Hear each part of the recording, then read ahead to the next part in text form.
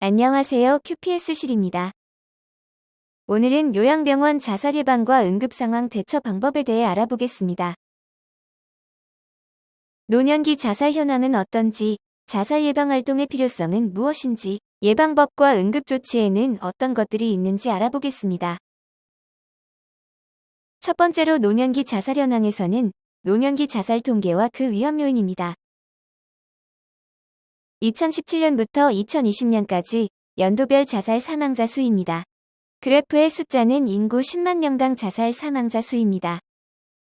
2017년부터 2020년 모두 전체 연령 대비 60대 이상의 자살 사망자 수가 현저히 높습니다. 다른 연령 대비 노년기층의 자살 사망자 수가 매우 높은 것을 알 수 있습니다.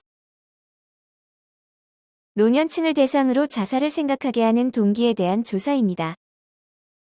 건강 악화와 경제적 요인이 27%, 가족과의 갈등 단절이 18%인데요. 요양병원에 입원하는 환자들은 신체적, 정서적 건강 악화로 입원하게 되며 입원으로 인해 가족 및 친구들과 단절됩니다.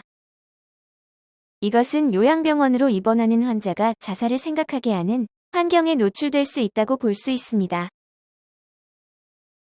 그렇기 때문에 요양병원에서 자살 예방 활동이 필요하다는 것을 알 수 있는데요. 좀 더 자세히 알아보겠습니다.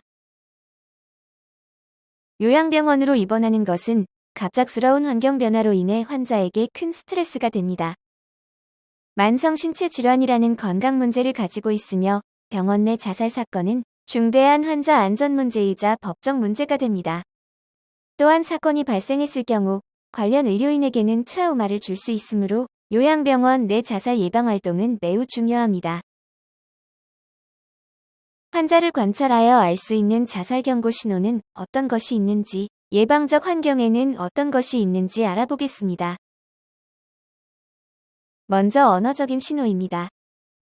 내가 먼저가 있겠다는 직접적인 이야기를 하거나 일관성 없는 신체적 불편감을 자주 호소한다거나 자살한 사람에 대한 이야기를 하는 경우가 있습니다. 다음으로 행동적 신호입니다. 갑작스레 재산 정리를 하거나 주변 사람에게 자살 계획에 대한 암시를 하기도 합니다. 평소와 다르게 자신의 사진을 찍어두는 등의 행동을 경고 신호로 볼 수 있습니다. 다음으로 정서적 경고 신호입니다. 환자가 갑작스럽게 눈물을 보이거나 말수가 적어지는 등이 이전과 다른 정서적 반응을 보일 수 있습니다. 무기력해지고 평소에 하던 활동들을 거부하기도 하는 행동들을 경고 신호로 볼 수 있습니다. 그렇다면 이제 자살 예방을 위한 병원 환경은 어떻게 조성해야 할까요? 줄을 맬 수 없는 구조를 갖추고 긴 끈, 인화성 물품, 약물, 흉기가 될 수 있는 물품들의 관리가 필요합니다. 병동 내 약물 보관장 시건장치 관리를 철저히 하고 야간 라운딩도 형식적으로 지나치지 않도록 해야 합니다.